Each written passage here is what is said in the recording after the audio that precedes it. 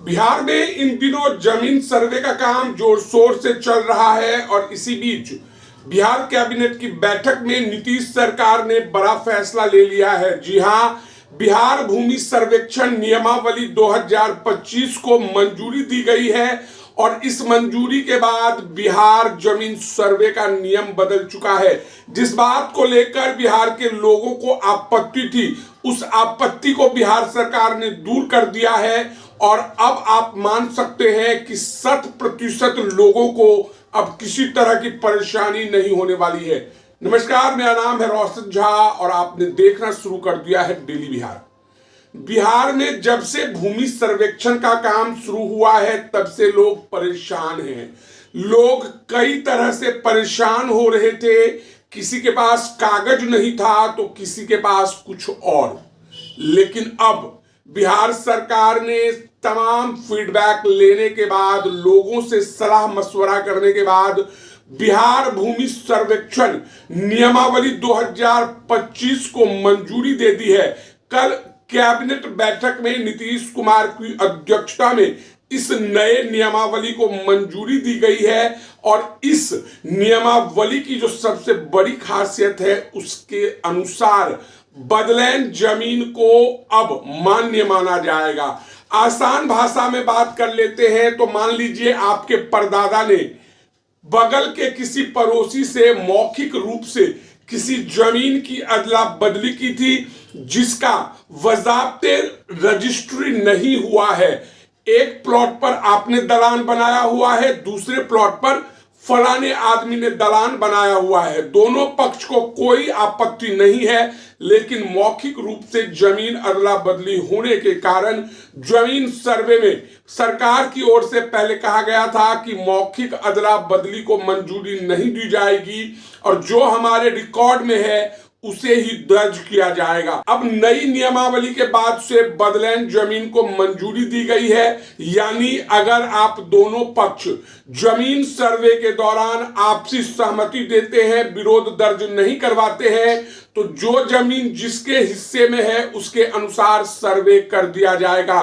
तो यह बिहार भूमि सर्वेक्षण नियमावली 2025 को मंजूरी मिलते ही सबसे बड़ा जो विवाद था वह अपने आप खत्म हो चुका है।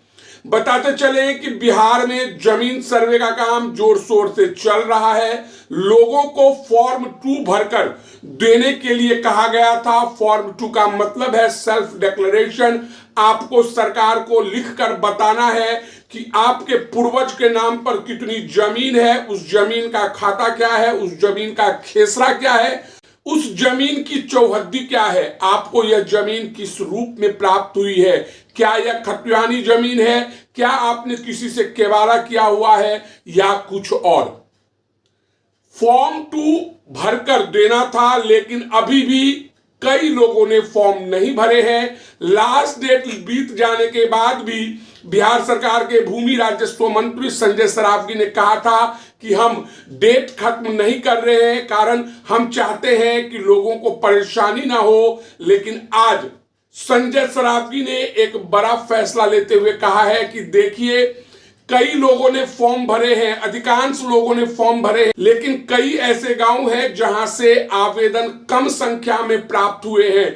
हम उन गांवों को चिन्हित कर रहे हैं और जिन गांवों में आवेदन कम प्राप्त हुए हैं वहां पर सर्वे कैंप लगाया जाएगा। घर घर जाकर लोगों को आवेदन देने के लिए जागरूक किया जाएगा।